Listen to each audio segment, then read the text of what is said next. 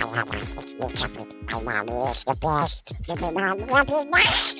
She helps mommy get their smiles back. To get those back. Others might go back. You wait for the straw. Brush. Get ready for it's super slippery. Not super strong. Welcome to another exciting episode of Healing the Soul podcast. It is your go-to resource for parents and want-to-be parents who strive for success without sacrificing connection and well-being. Each episode delivers actionable strategies and inspiring insights to help you build emotional intelligence and resilience for yourself and for your family. Strengthen relationships with yourself, your partner, and your children. Master parenting as an entrepreneur, even while raising young children. Discover life and parenting hacks that simplify your journey. Explore hypnosis and other healing modalities for a deeper transformation. This podcast isn't just about parenting and a fertility journey. It's about creating harmony, wealth, and alignment in every area of life. Let's get started. Season 6, episode number 51. And today I have my guest, Lisa Franz, who has an M.Sc. in exercise science, health promotion, and nutrition. And she is the owner and head coach at Nutrition Coaching and Life and host of the Nutrition and Life podcast. After struggling through various diets herself, Lisa learned about the evidence-based ways to change weight and body composition and has been fascinated with nutrition and building muscle ever since. Especially as a digital nomad, originally from Germany, currently residing in Bolivia, and someone who loves to travel and explore 53 countries and counting, she feels like she feels that she has the right knowledge when it comes to nutrition and training, as has provided her with the strategies that allow her to live a life she enjoys in a body she loves. Lisa aims to show and teach others that the same is possible for them, guiding them away from frustration about food and their bodies towards experiencing joy and contentment. And today Lisa is on the show talking about creating a body you love with Lisa Franz. Thank you so much, Lisa, for being here with our audience. I appreciate it. Well, thank you so much for this lovely introduction, Robin. It's been it's wonderful being here with you and your audience today. Well, I'm excited. 53 countries. Actually, by now it's 56, but yes, I should update my bio. Well, that's awesome. So, like all the different countries, I'm sure you're like paying attention to who's fat and who's not, and what Well, they're more than eating. that, really, I'm more, obviously observing what the lifestyle is, what the plates look like, what are the dietary preferences. So, yeah, there are certainly a lot of differences from country to country or more region to region. So, as you mentioned, I'm currently in Bolivia, which is in South America, and the South American countries do have certain things in common. For example, they do love their rice and their beans, particularly here in Bolivia. People also really enjoy their potatoes and like what they call yuca. That's basically a cassava, sort of like a lot of starches basically. But overall, their portions are a lot smaller than perhaps in the US, and overall, their lifestyle is quite a bit more active. Just because they have to go from A to B and the infrastructure is not quite as laid out for driving as perhaps in the US. So certainly a lot of differences from country to country. Well, no, that's fascinating because that's what I love the most about the podcast is when I get people that are from other countries. I love asking questions because it's like that's how I'm learning about the country without having to actually physically be there. But then also I'm getting like feedback from the differences Hmm. in how they're doing things. Like I can't remember if it was France or Germany, but they allow like for a whole year when they have maternity leave. Here Yeah, in it is. the US, So it's actually, like in Germany, it's because I am German. I'm originally from Germany. So in Germany, it's actually up to 3 years. So a year for sure, but up to 3 years. Of course, you don't get full pay the whole time, but I think it's something like 70% of your pay. So, that's still a pretty legit amount of money that you can make do with. And then on top of that, you get like childcare money as well. So they do take very good care of their moms. And I mean, it is a social welfare state for a reason. Of course, there are some other disadvantages that make up for that. For example, if you're a high earner, you pay a lot of taxes in Germany. So there's always pros and cons to certain things, right? Well, yeah, there always is. So, yeah, like I said, I'm like I could not remember what country, but it's good to know though because Mhm. that's like I said, it's one of those benefits, and that's I'm glad like you said, like you are from Germany, so you would understand. How does that work then? As far as like, have you been to the US or is it just Yes. okay? Because that's what I was wondering, like all the countries. So, well, okay, so I grew up in Germany, left Germany 2009. So I was 19 at the time. I decided to go on like a trip around the world, and one of the countries that I visited was New Zealand, which is where I met my ex-husband. So I stayed in New Zealand, where I also finished my studies. I stayed there for about 10 years, and since 2019. I have been nomading around, but I was in the US actually 2006, so even before I permanently left Germany. And that was simply to do like a high school year, so kind of like an exchange, but without someone coming over to Germany, just me going to live in Nebraska at the time for 1 year. And so I had a lovely experience there, and that, of course, helped me improve my English skills. And then further on, of course, when I lived in New Zealand, where they speak English also, I just got into the habit of it. And now, as a nutrition coach, most of my clients are within the US or in Canada. But in saying that, they're really globally. Like I have clients in the Philippines and in Dubai and Australia as well. So yeah, it's been fun connecting with people all over the world. Yeah, that's awesome. I love that because that's like a dream of mine was like to go travel just to go see. But I think I'd want to Amazing. stay like in the 50 states because Yeah, sometimes why not? there's enough Yes. problems here that I'm like, I don't Right. want to go see what problems are over there. I'm Fair enough. just saying. I'm like, I know there's a lot here, but because that's why I had to ask like for about the weight because it's like I've noticed that is a huge problem we got here. Like mine, I've spent 12 years pregnant in a row, so I mean like I've got Wow. and then also I don't remember to eat, and people think that's a great advantage when you can't remember to eat, and I'm like, no, No, it's no, you're absolutely right. yeah, it works the opposite. Yeah, especially because if we deprive ourselves for too long, then at some point the body is going to ask for that back, and then either you end up ravenous and just pretty much eating everything that's inside, or the other thing that happens is most of the time when we do eat, we don't get enough of the right things then either. So let's just say if you only eat once a day and it's a small meal, you probably don't get all the protein that your body needs. You probably don't get all the micronutrients and minerals, the vitamins that your body needs. So it really is not a good thing either. And I mean, whether it is just you forgetting to eat, or sometimes people are so busy that they don't take the time to eat, which is what I see most commonly or very commonly. That, it's like, oh, I'm so busy running around, driving the kids to school, and then I get to work and I might have a coffee and a muffin, and then for lunch, oh no, I don't have time for lunch, so it's a protein bar, and then in the afternoon, just have another coffee, and then I get home and I'm starving, and then when the kids are in bed, then I feel like I can relax, and then I just want to have all the food because of course food helps us relax. So it is really we have to like apply or look at it from a multifaceted approach. And although most of the people that come to me, of course, they want to lose weight or have certain aesthetic goals.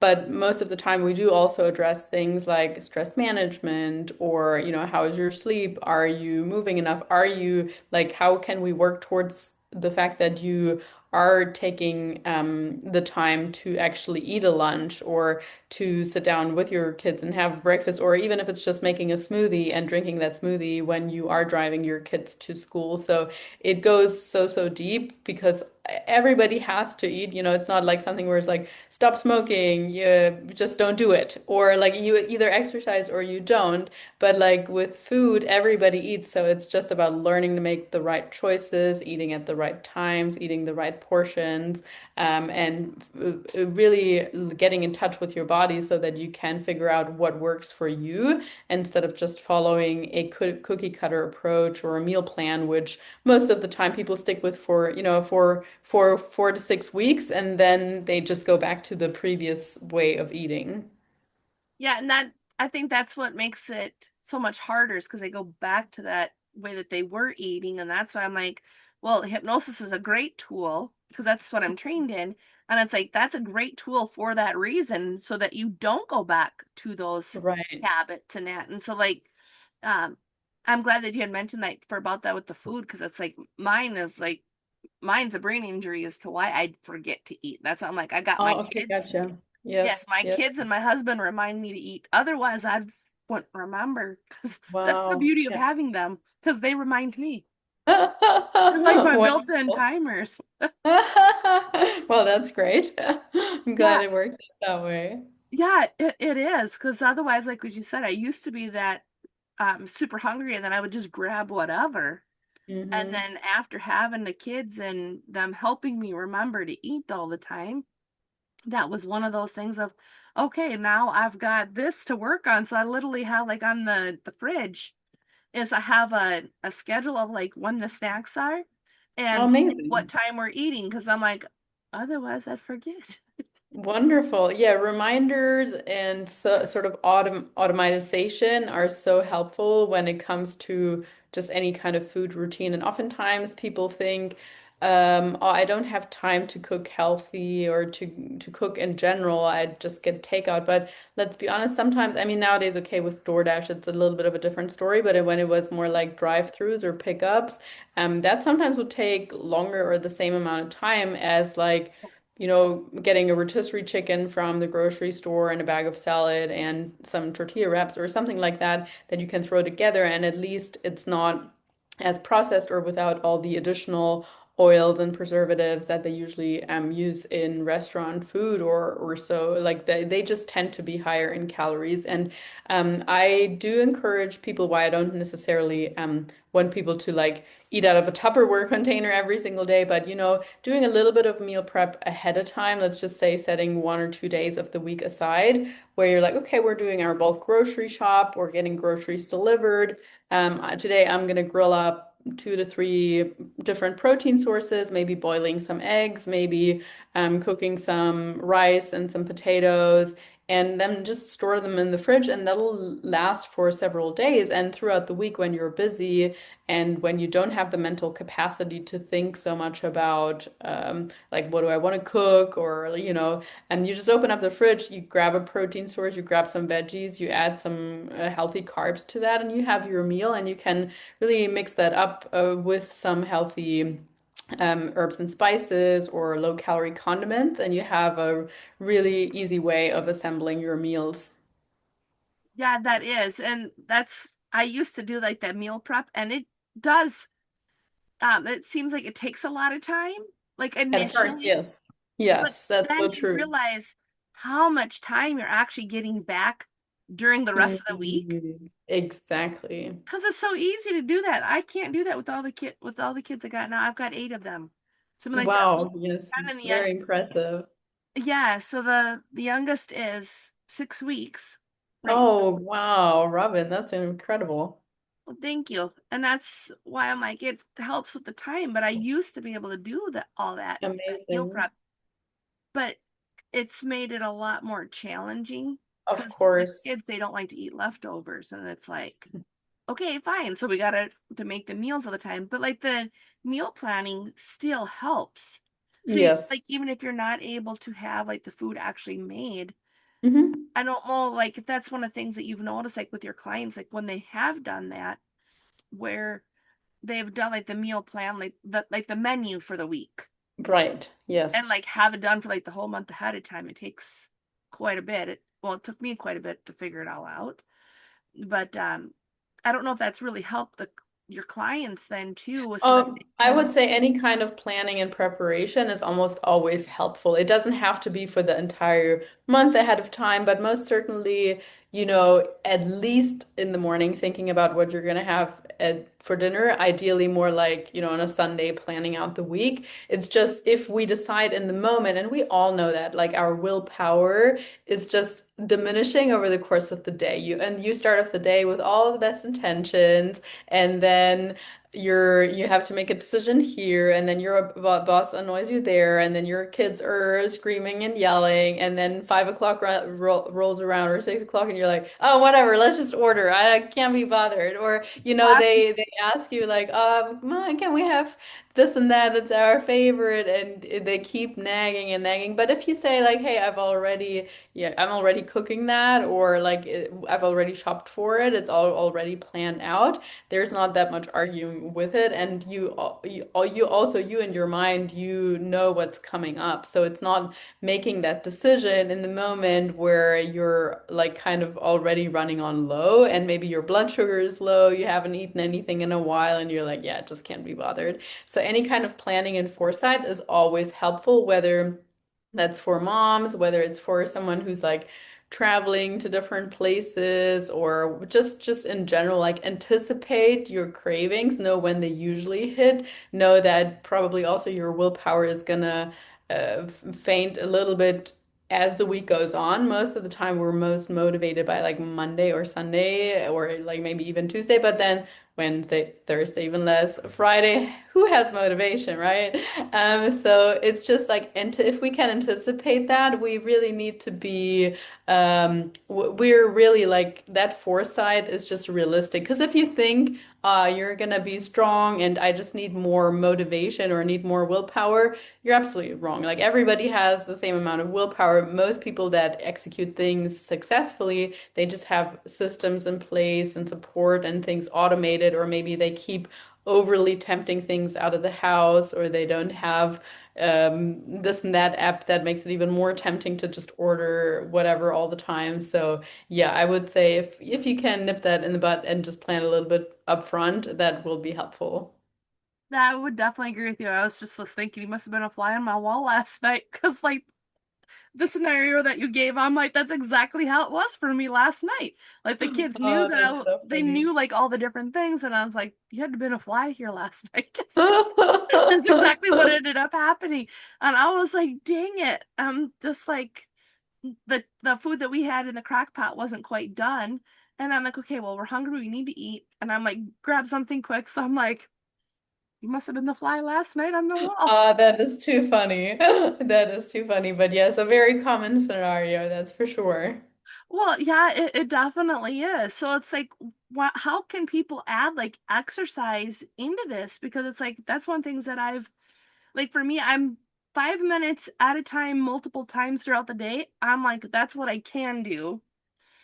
Oh, I So, love that. what do Yeah, you I recommend think like that? you're absolutely nailing it on the head, because it has to start with what are you able to do. There is no use of me giving you the best 5 times per week 1 hour workout plan of the world if you A, can't get to the gym, B, don't have the time, and C, don't want to do it. So the best things, or most optimal plans, do not have any value if it's not something that you're going to stick with.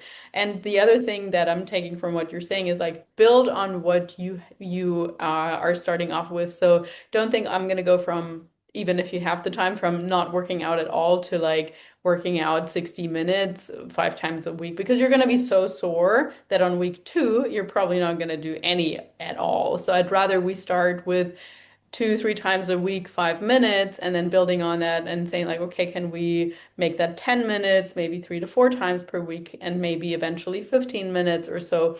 And I'm like, if you're starting off doing just body weight things or any kind of movement, anything is going to be better than being sedentary. So even if that is walking up and down the stairs, or doing some, squat sitting up and down on a chair, or even using your baby as a weight. There Yeah, are some like really funny workout I'm programs with like post mom holding the baby and so on. But yeah, building up slowly. And the fact of the matter is just that, like, get a sweat on. That also clears out your pores.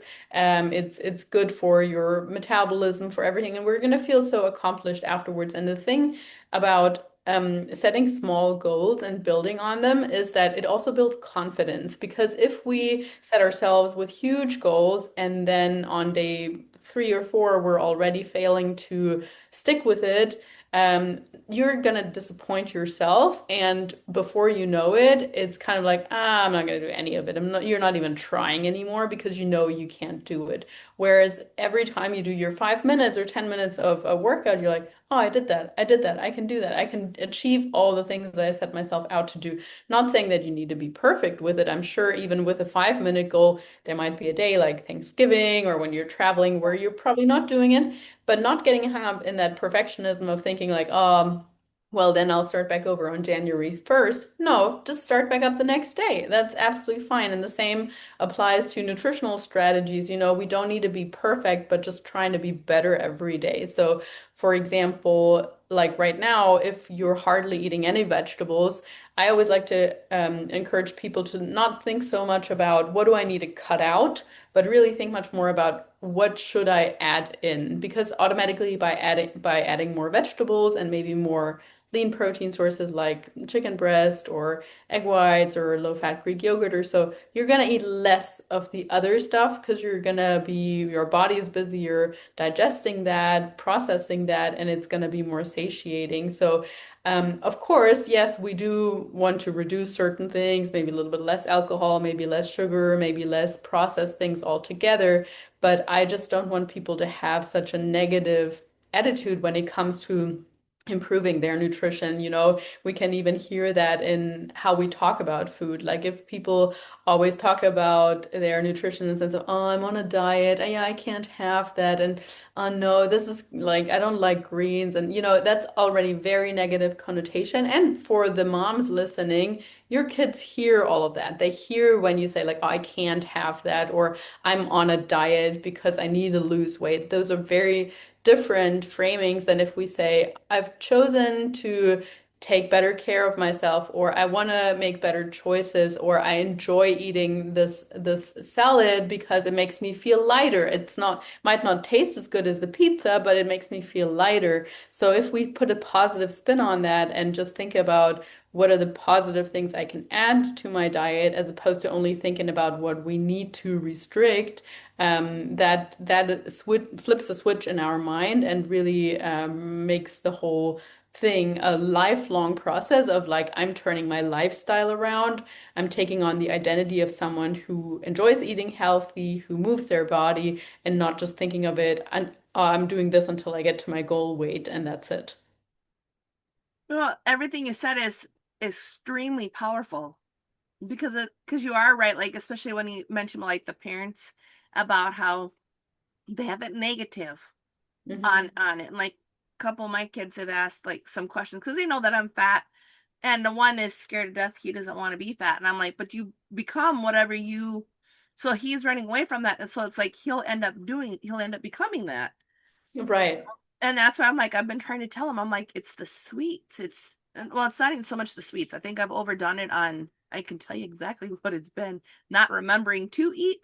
And then like too many of like the meat for me. Like that's my biggest Right. thing is meat and vegetables. Like Yeah. I'm lucky if I get an apple because my Mhm. kids take it. We buy a 5 pound bag of apples. We're lucky if that lasts us 2 days. Wow. Okay. That's Wow. amazing if we can make it last 2 days. And then like the Wow. fruits, like the vegetables, we have that with, we probably got like too many because we have typically about 2 to 3 vegetables at every meal. Wow. I mean, that's great for the kids. Yeah. But yeah. Yeah, but I'm like, is that too much because of how much we're eating? But it's like, I mean, Well, like of I'll course, it give them a depends on little the, tiny bit the because they're so portion. little. Sure. Yes, Yeah. It depends on the portion or what they're cooked in, or if they're adding, cheese sauce or whatever. Most of the time, no, it's it just is, it is like butter and a seasoning, and that's it. right. Yes, yes. So yeah, I mean it very much depends on the portion or on the person, how much they move, how they don't. I usually say like when it comes to activity and training, most people can get away or can get started, especially with a just a general training program. Even if you type into Google like I want to work out 3 times a week, 20 minutes, give me a sample plan. That's pretty good to start off with. But when it comes to nutrition, really it has to be individualized, because if you just follow something standardized, like that cookie cutter thing, it doesn't know what you enjoy. It doesn't know, is that person, bloated from broccoli, or do they do better with plant-based protein sources, or like, we have to listen to our own body. And when we read certain people saying can only eat twice a day, or you need to eat 6 times a day, or you should be vegan, or you need to be carnivore. Like there's so much conflicting information out there. So it's really about finding out what works best for you as opposed to just following something. I'm glad that you had said that because there really is way too much conflicting out Hmm. there because there's some people are like, oh, I only do intermittent fasting or I fast once a week Exactly. and all this stuff. And I'm like, one, I can't fast, Mm-mm. especially not while when I've been pregnant this much, like Oh because goodness. breastfeeding is still pregnancy. It's like Yes. you can't do that. Like Yeah. I had a couple people suggest it. I'm like, no, no, you can't do that because my Mm. body is still producing stuff for another human to Yeah, live. that's right. I'm just saying. Yeah. So, and then also it's like when you look at a lot of the weight loss programs out there, they're not addressing like the mindset part of it. Hmm. Like how important your mind and your thoughts are about yourself. So when you're So talking true. about creating a body that you love, I think that's like for me growing up, that was one of the things that like when you talk about like the parents about how we're being programmed, because we are, but Yeah. like when our parents are talking negatively about themselves, we pick it up. So Hmm. then it's like I've done enough internal work that I'm like, I know that's where my negative talk is came from, is directly from Hmm. my mom. Hmm. And then so it's like when I've picked that up, because she would say, I don't want you to be fat like me. Like I said, I turned out to be fat just like her. So it's like Hmm. I know like you get what you don't want. Right. You also get what you do want, but you got to change that focus. So That's it's like right. when we're talking about this, she didn't love herself or her Hmm. body. And there's a lot of people out there. And I'm like, I love myself. I'm like, the fact that I'm only gained like 50 pounds, and I'm serious on that one. So in 12 years, having all these Yeah. kids, I'm like, that's pretty damn amazing. And then Yes. when I was trying to beat myself up, because I'm like, oh, I should be, because a couple people had mentioned, well, you should, have some weight and this and that. They didn't realize I was pregnant. Mm. But it's like, okay, but I asked my doctor, I'm like, how much weight have I gained? She's like, since 2021 to 2025, you've gained a total of 10 pounds, but you've also had 4 children. Wow. Yeah. So it's like the fact that I've only gained the actual 10 pounds from 4 pregnancies Yeah. total. I'm like, That's very impressive. Yes. yeah, that's what I thought. So I'm like, you know what? It doesn't matter because I'm That, happy with me. oh, that's But so lovely. yeah, and so how do you give that or how do you create that or do you help women with that?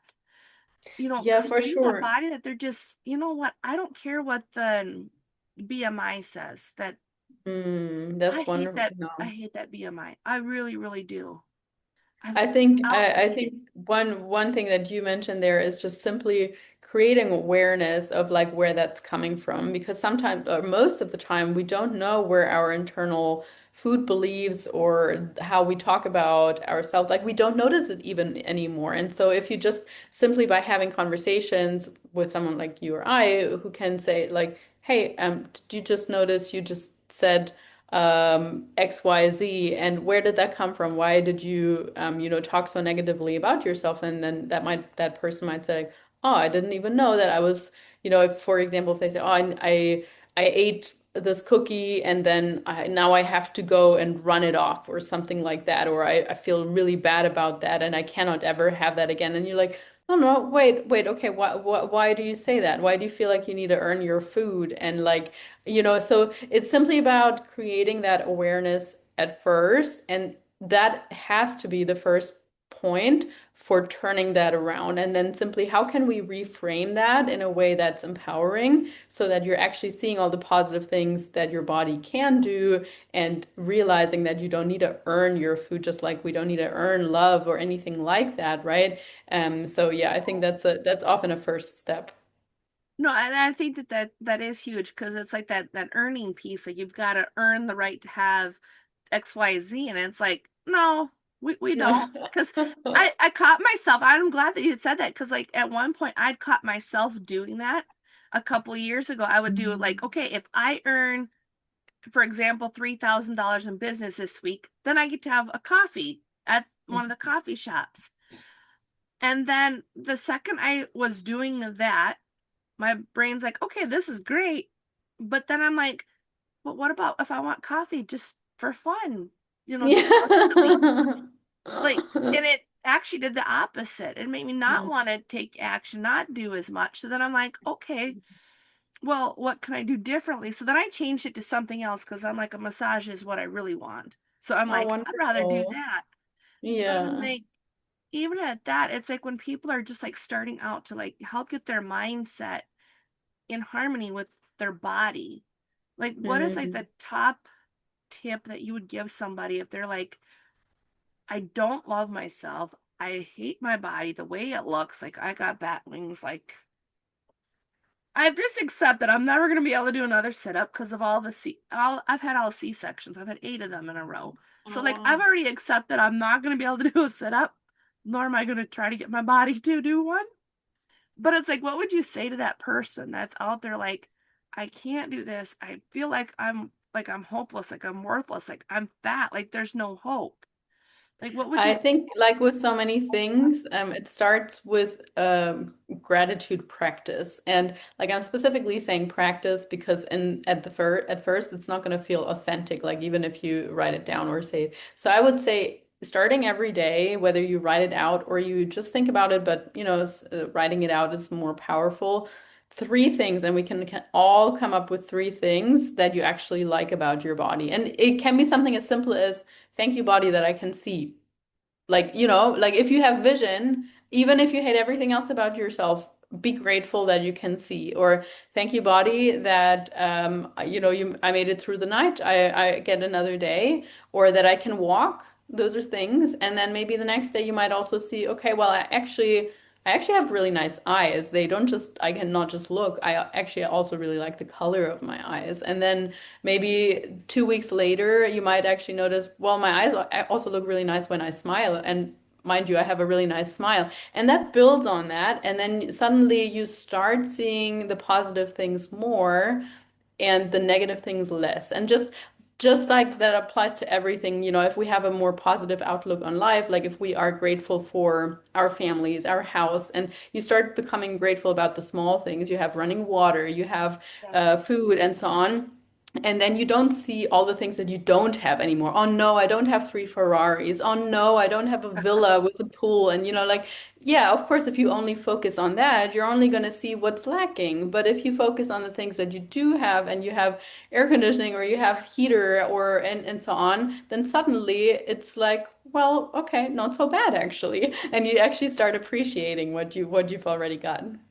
I appreciate that very much, because yeah, that's the thing that I've noticed is when we don't have gratitude, like that seems to be like the biggest hindrance to our success Yes. overall. Yeah, absolutely.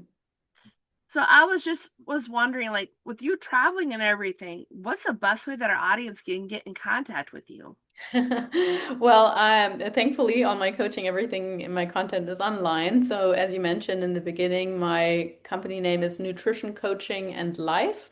And you can find me under that name on Instagram, on YouTube, on LinkedIn. And as you mentioned, I also have my own podcast. It's the Nutrition and Life podcast. And yeah, if you're listening to this and you enjoy my and Robin's conversation, feel free to drop me a line and just say, like, hey, I listened to you, or any feedback, criticism that you have, always welcome.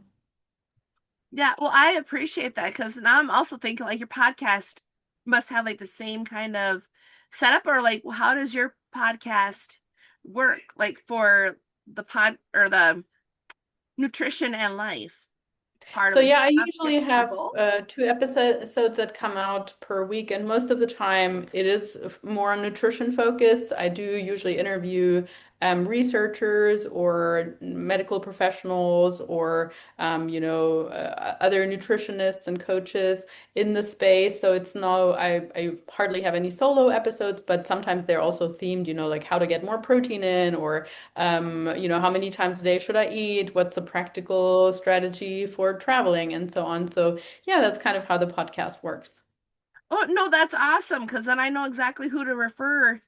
Wonderful. Well, thank you so I love much. referring people to other people. That's why I'm like, that's the best part about having the podcast. It's like, I I refer to appreciate people that who, very much.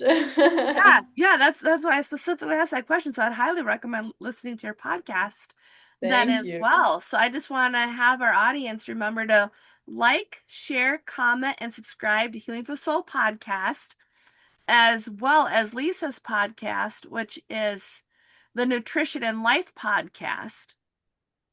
And I want everybody to remember to keep coming back for more episodes. And thank you, everyone, for your time and your energy, as always, while listening to today's episode of Healing for Soul podcast.